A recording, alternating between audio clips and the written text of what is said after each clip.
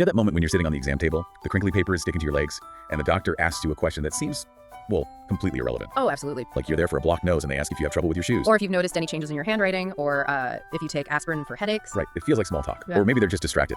But looking at the research we have for today, I realize that is not what's happening at all. No, not at all. We have a stack of documents here. Yeah. And they're handwritten notes, charts, scribbles that look like just chaos. Yeah. But they're actually a high-level cheat sheet for ENT specialists. It's detective work, pure and simple. And what they reveal is that those random questions are actually part of a highly structured, almost algorithmic hunt for the truth. Exactly. We're looking at the diagnostic framework for, ear, nose, and throat issues. And you're right, to the untrained eye, these notes look like a jumble of letters. Sick at, Lissa, E, hard neck. But these are the mental checklists that keep a doctor from missing a brain tumor just because they were too focused on your runny nose. That's the hook for me, the stakes.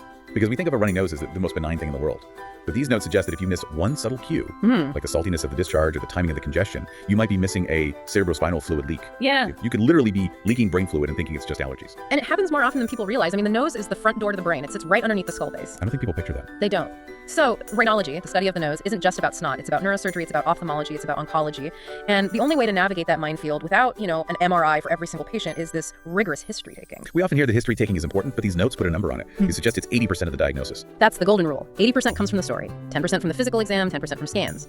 If a doctor really listens to the answers to these specific mnemonics, they usually know what you have before they even pick up the scope. So let's reverse engineer that brain. Let's decode these mnemonics to see how a doctor filters the noise. The first one of the stack is the universal tool. It's scrawled at the top, SCKAT. SCKAT is the template. It stands for Site, Intensity, Character, Kiyakame, Aggravating Factors, and Time. It's designed to force the doctor to fully texture the symptom. Okay, let's look at S for sight.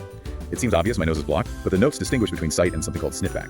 This is a crucial distinction. Patients they're terrible at locating their own problems. If you say your nose is running, does it run out the front? Or do you feel the need to constantly sniff mucus back into your throat? The postnasal drip. Exactly. If it's sniff back, we aren't looking at the front of the nose anymore. We're looking at the posterior sinuses, the ethmoids or sphenoids. It suggests chronic inflammation that is dripping backward. It completely changes where the doctor looks. Then we have I.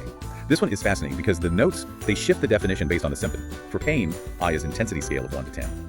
But for a blocked nose, I stands for inspiratory. Think about the mechanics of a nose. It's a valve. If I ask, can you breathe in? I'm testing the structural integrity of that valve. There's a phenomenon called valve collapse. You take a deep breath and the nostrils just suck shut like a vacuum seal. Oh, I've seen people do that. The harder they try to breathe, the more it closes up. That's a functional blockage. It tells the doctor the issue isn't necessarily a massive tumor blocking the way, it's a floppy sidewall. Asking about inspiratory effort separates a feeling of stuffiness from, a mechanical failure. Moving down the acronym, we hit K. The notes say Kia Carry. Now, this isn't standard Latin, right? This looks like a specific prompt this medical team uses. It's likely a mnemonic unique to this training school or region, but functionally it translates to action or aggravation. The prompt is, what does the symptom prevent you from doing? Or what makes it angry? So it's the functional limitation. It's the difference between my nose hurts and my nose hurts so bad I can't wear my glasses. And that specific detail, the glasses, would immediately flag a problem with the external nasal bones or the skin rather than deep inside. It contextualizes the pain. Which leads perfectly into the final letters, A and T, aggravating factors and time.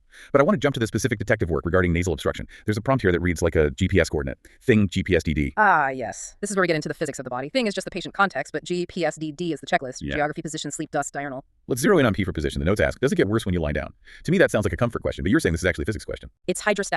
Your head is full of blood vessels. When you stand up, gravity helps drain the venous blood out of your head and neck. When you lie flat, that gravity assist, it disappears. The pressure in the veins of the head increases. So everyone gets a little more congested when they lie down. To a degree, but inside your nose, you have structures called turbinates. They are essentially erectile tissue vascular sponges. Sponges. And if your specialized nervous system, the vasomotor system, is out of whack, lying down causes those sponges to engorge massively. So if a patient says, I'm fine all day, but the second my head hits the pillow, I can't breathe, they've just ruled out a bone problem. A deviated septum is bone. It blocks you standing up, sitting down, doing a handstand. It doesn't care about gravity. But a vascular issue, that cares about gravity. Just by asking about your pillow habits, I've differentiated between a surgical bone problem and a medical blood flow problem. That also connects to DD, dust, and diurnal. Diurnal means time of day. Right, we have natural circadian rhythms. Cortisol levels spike in the morning, which naturally decongests the nose. If your blockage follows a strict clock worse at night, better in the morning, we're looking at inflammatory or allergic cycles. But if it's constant. If it's constant, 247 never changes, that's structural. Something is physically stuck there. Speaking of things being stuck there, let's get to the gross part. The fluids. Nasal discharge. The notes have a specific trigger code. BCS. Bending, cough, strain. This is the high-stakes question I mentioned earlier. Did your nose run when you bend over? Why would nose run only when you bend over? Gravity again. Gravity acting on a reservoir of fluid that isn't mucus. We are screening for a CSF leak cerebrospinal fluid, the fluid that bathes your brain. The anatomy here is wild. I think most people assume there's a thick skull between the brain and the nose. There isn't. Not really. There is a piece of bone called the cribriform plate. It's sieve-like, full of tiny holes for smell nerves to pass through, and it is paper thin. A bad head injury, or sometimes just high pressure in the skull, can crack it. So the barrier breaches, and brain fluid just drips into the nose. It drips down. It's clear, watery, and often tastes salty. If a patient says, I have this clear drip, but only when I tie my shoelaces, alarms go off.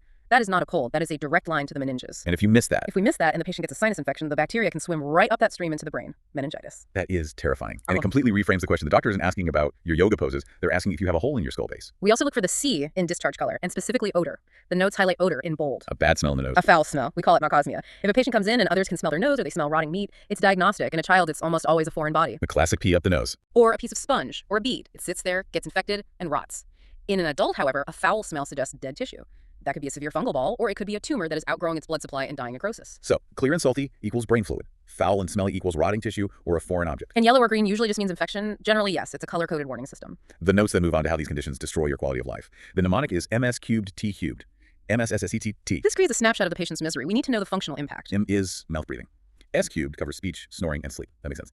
But T cubed is interesting. Taste, teeth, and, well, the notes say talu, but let's focus on teeth. Why is a nose doctor asking about my molars? This is an anatomical quirk that fools thousands of patients every year. The maxillary sinuses, the big ones in your cheeks, sit directly on top of the roots of your upper teeth. Right on top. In some people, the tooth roots actually poke up into the sinus floor. They are more than roommates. They share thin walls. So if you have a massive sinus infection, the pressure pushes down on the dental nerves. You feel like you have a toothache. People must go to the dentist constantly for that. All the time. They get x-rays, everything looks fine, but the pain is excruciating. It's actually referred pain from the sinus.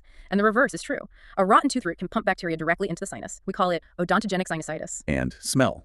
The notes call anosmia, loss of smell, a hallmark. Yes. This helps us distinguish between the different types of chronic sinusitis. There are two main camps, those with polyps and those without. Polyps are these grape-like inflammatory bags of water. I see. They love to grow right in the olfactory cleft, the roof of the nose where the smell nerves hang down. So if a patient has a blocked nose and cannot smell anything, we immediately suspect polyps. It's a very specific correlation. Okay, let's pivot to the most common reason for the sniffles, allergies.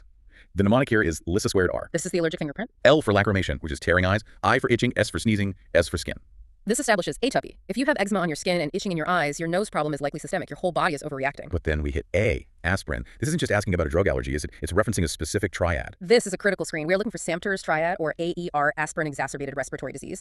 It's a condition where a patient has three things: asthma, nasal polyps, and an intolerance to aspirin or NSAIDs like ibuprofen. And how does that show up? If these patients take an aspirin, they don't just get a rash. They can have a severe life-threatening asthma attack or massive nasal congestion just instantly. Wow, so by asking, do you take aspirin, you're trying to connect the dots between their lungs, their nose, and their medicine cabinet. And it changes the treatment plan entirely. It's a distinct phenotype of disease. Now we have to go to the dark side. The notes have a section that feels heavy. The red flags. The mnemonic is E, hard neck. It sounds ridiculous, but the content is anything but. This is the malignancy screen.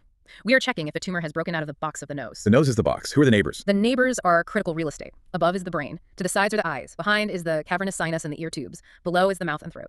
So E stands for eyes and ears. We ask about double vision or bulging eyes proptosis. That means the tumor is pushing into the orbit. We ask about hearing loss or a blocked ear. That means the tumor is growing backward and blocking the eustachian tube. Hard stands for hoarseness, aspiration, regurgitation, dysphagia. These are all swallowing and voice functions. If a sinus tumor is affecting your voice or your ability to swallow, it suggests it has invaded the nerves at the skull base or spread down the throat. And neck. We feel the neck for lymph nodes, metastasis. If the cancer has traveled to the lymph nodes, the staging changes immediately. The notes also list blood and brain. We covered the brain fluid, but brain here lists specific symptoms: fits, fever, loss of consciousness. This is intracranial extension. If a tumor, or say a fungus, eats through that paper-thin bone we talked about, it enters the frontal lobes. You can see seizures, personality changes, or numbness in the face if the nerves are cut. It's a stark reminder. A blocked nose is usually just a blocked nose, but sometimes it's a siege on the skull base. That's why we have the checklist, to catch the siege early. So we have all these fragments. SICK-AT for the details, Lissa for allergies, E hard neck for cancer.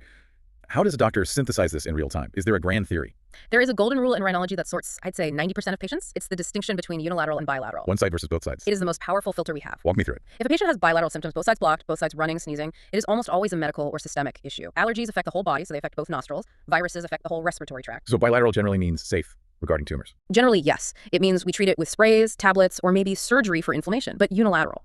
One side. That is the danger zone. Because nature rarely attacks just one side. Exactly. Systemic things don't choose sides. If you have a problem strictly on the left, it implies a local mechanical problem. Best case scenario, a deviated septum or a foreign body. Worst case. A tumor, inverted papilloma, squamous cell carcinoma, lymphoma. They start in one spot and grow. So if I have a blocked nose on the left side, blood-stained discharge, and my left ear feels clogged? Unilateral obstruction, unilateral bleed, unilateral ear symptoms, that is a 5-alarm fire. That patient gets a scope and a CT scan immediately. Whereas if I'm sneezing, itching, and blocked on both sides? Lissa squared. You likely need an antihistamine and a good vacuuming of your house. It's incredibly elegant logic. You take the chaos of a human complaint, I feel bad, and run it through this binary filter, one side or two, pain or pressure, breathing in or out. And that's what these scribbled notes represent. They aren't just memory aids for students. They are a safety protocol. They turn the art of listening into a rigorous science.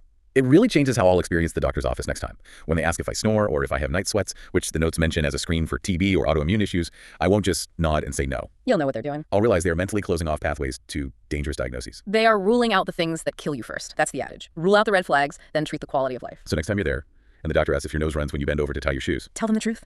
Because that answer determines if you get a nasal spray or a neurosurgeon. Thanks for decoding this with us. It's been a fascinating look behind the curtain. My pleasure.